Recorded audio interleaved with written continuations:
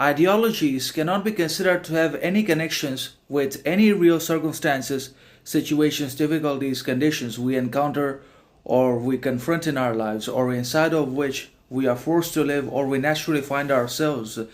and also the external constructs of society, education, religion, inside of which and abiding by which we are forced to live anyways because we cannot escape society. In that sense, will be considered anti-national or dangerous or vile, ruthless, anything.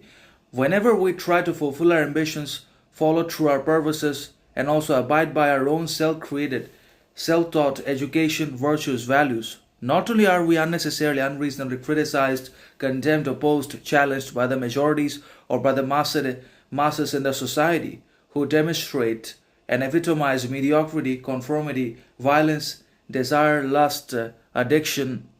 alcohol, validation,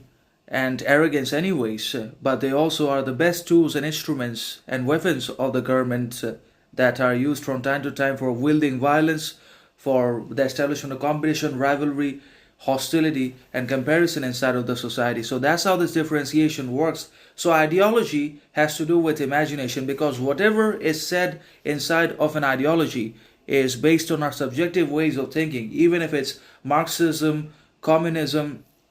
or capitalism, imperialism, colonialism, fascism. These are all vehement and dangerous, cruel and malevolent inventions of different men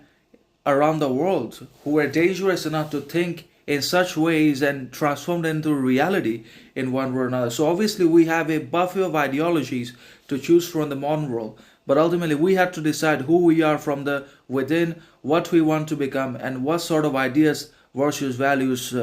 we are going to allow to govern our whole lives, because we cannot allow ourselves to be angry by the others. We cannot allow ourselves to be constantly used, exploited, manipulated by the others unconscious, because there is the unconscious in everyone, there is the shadow in everyone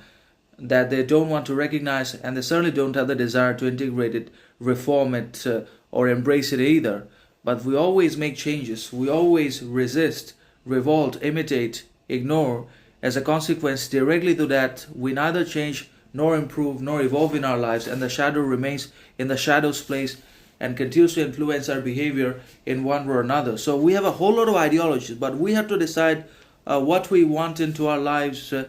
and we can only be angry when we allow ourselves to be angry by the others. What we want done in our lives, how we want to be seen and perceived and considered, received by ourselves as well as by the others. It's not about external ideologies, but also forming one's own original, authentic ideas that help us meet our ends